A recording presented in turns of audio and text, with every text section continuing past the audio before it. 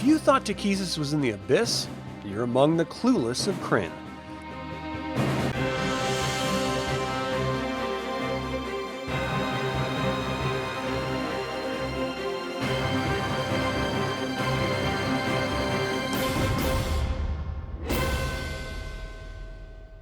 Welcome to another DragonLance Saga episode. My name is Adam, and today we're going to talk about Planescape and the plane of Baator, the Nine Hells. I'd like to take a moment and thank the members of this channel and invite you to consider becoming a member by visiting the link in the description below. You can even pick up DragonLance gaming materials using my affiliate links. I'm referencing the Planescape campaign setting box set and the Planes of Law supplement for this information. If I leave anything out or misspeak, please leave a comment below. Published in 1994, Planescape campaign setting by David Zeb Cook was an extension of TSR's attempts at expanding Advanced Dungeons & Dragons 2nd Edition via annual boxed sets. This particular setting was inspired by Slade Henson wanting to revamp the Manual of the Planes from Advanced Dungeons & Dragons for 2nd Edition, but it never really grew legs until the demise of Spelljammer. The game designers at TSR wanted to have players travel the planes. They wanted an actual setting, not just a way to pop into other worlds like Spelljammer offered. It needed a home base, as it were.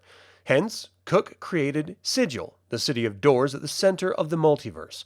While I'm not going into the whole of Planescape as a setting, but rather the Dragonlance connections to it, I will be skipping past Sigil entirely, and the vast majority of the planes of existence, focusing today on the plane of Baator, the Nine Hells. According to Advanced Dungeons & Dragons, which Dragonlance came out of, the planes were also a central aligned place, based on Gary Gygax's depiction in the Player's Handbook and the Manual of the Planes. In the Age of Starbirth, the gods came from beyond, out of chaos, and reorcs created the world. Once the gods created Krynn and dragons, they warred against Takhisis' corruption of them in the All-Dragons War. In the fallout, after witnessing the chaos, the gods created the Dome of the Heavens, the Hidden Veil, and the Abyss, which they all retreated to.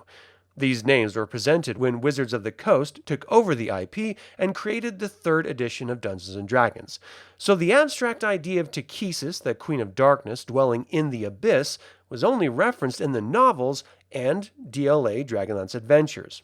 This actually lines up perfectly with the original intent of Dragonlance, to be separate from the other prime material worlds, with Paladine or Bahamut and Takhisis or Tiamat being separate entities, rather than aspects or avatars of them. In Planescape, and lesser so with Spelljammer, the TSR team tried their best to unify the Great Cosmic Wheel, and thus when they had to place Takhisis into the new multiverse, which was largely changed as aforementioned from the Advanced Dungeons & Dragons version, they couldn't place her in the Abyss. Why? I suspect because much of the Great Cosmic Wheel is intentionally connected to alignments, which were an important facet of Advanced Dungeons & Dragons. The Queen of Darkness was lawful evil. The Abyss was chaotic evil. And while Cook did his best to maintain elements of Jeff Grubb's Manual of the Planes, he felt the need to change many of the Outer Planes' names away from existing religious nomenclature, and thus changing Takhisis' home was a byproduct of his unification. I mean, even in the Tales of the Lance box set, Takhisis was mentioned as dwelling in the first plane of the Infernal Realms, or Nine Hells, which is not the Abyss. As today's video is largely an introduction to Baator, the Nine Hells, we should mention the Planes of Law was the second Planescape supplement for 2nd edition, which detailed out Baator in its own splat book, and it would largely receive the most attention with adventures like Fires from Dis in 1995 and Guide to Hell in 1999. So, what is Baator, and in which of the 9 layers does Takhisis dwell? Let's take a look. Baator has an infinite number of names. The Big One, the Nine Hells, a Pit of Darkness, the Stinking Mire, etc. It's clearly based on Dante's Inferno from his Divine Comedy and the Catholic view of hell, just with a different name. It's home to the Beta Zoo, famously pictured as the Pit Fiend. The most vile of petitioners consigned here are transformed into larvae, suffering endlessly at the hands of the Beta Zoo. Their only hope is to one day advance and become a torturer themselves. As mentioned, there are 9 hells, or 9 layers. While the Tales of the Lance box set claims Takhisis dwells in the first plane or layer, Planescape clearly places her there as well, but as a watchdog of the second layer. But we'll get to that shortly. The first layer is Avernus. It is a rocky wasteland with a dark red and starless sky. Sound familiar? The similarity to the Dragonlance novel's version of the Abyss ends there, however. It contains spheres that weave and flare into explosions which illuminate the landscape. It's filled with savage legions led by Bel, a pit fiend. The river Styx flows through this layer, and Tiamat, the Queen of Darkness, guards the entrance to the next layer. But before we get to the second layer, called Dis, let's address the elephant, or queen, in the room, shall we? As mentioned, the original Dragonlance design team wanted to keep Takhisis and Tiamat separate, so any meta plots or events that happen in and out of the Dragonlance campaign setting wouldn't affect the story. Cook did a great job of maintaining that connection by making some abstract claims in the Planes of Law Baator splat book.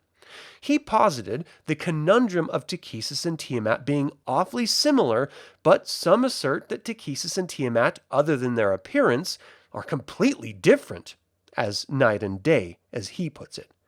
Tiamat is a glorified watchdog in the second layer of Baator, while Takhisis is revered as a greater power. This presents Tiamat as merely a reflection of Takhisis, but leaves it open so that no one really knows.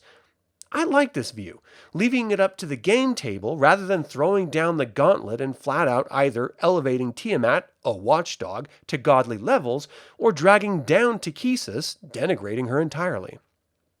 Returning to the 9 levels, Dis is the second layer. It features an iron city with smoking black walls with the same name. The ash-green sky looms over narrow streets, and the petitioners work endlessly at tearing down and building up its structures. Their flesh burns, and their screams echo across the city as they toil without tools. Its archduke rules from a tower of lead and stone. Mineros is the third layer. It's known as the layer of greed, with foul rain, oil sleet, and razor-sharp hail. The only city is Mineros, amidst the volcanic glass landscape. It's built of black stone. Fiends drive petitioners onto the bog for rare stone, who drag up diseased bodies. The fourth layer is Pelegathos, the legendary realm of fire. It's filled with volcanoes and appears much like the Plane of Fire. The only city, Abrimoch, is built on the caldera of an extinct volcano. Stygia is the fifth layer and known as the Realm of Ice. It is a great frozen sea, save where the river Styx passes through.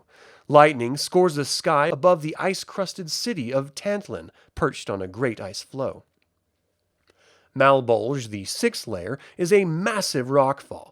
Travelers must scale its massive boulders or tunnels carved from wind. The sky is filled with red-colored steam above a series of copper-clad fortresses. The seventh layer is Maladamini, known as the Plain of Ruins. Its mining pits, slag heaps, and brackish canals are remnants of the building of its cities upon cities. Malagard, its newest, stands above its surface. Cania is the eighth layer, and it's worse than Stygia. It's much like the Plain of Ice, with massive glaciers and jagged mountains. The citadel of Mephistar overlooks the glacier of Nargus. The last and final layer of Baator is Nessus. In the deepest trench sits the Overlord's citadel. Unmapped and undescribed, it stands on the shore of a lake of fluid ice, feeding the river Leith. It is a realm of the most extreme elements.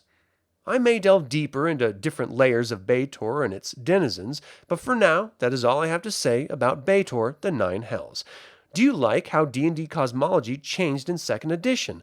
Do you think Takhisis is Tiamat? And finally, have you ever taken a group into the planes? Leave a comment below. I'd like to take a moment and remind you to subscribe to this YouTube channel, ring the bell to get notified about upcoming videos, and click the like button. This all goes to help other Dragonlance fans learn about this channel and its content.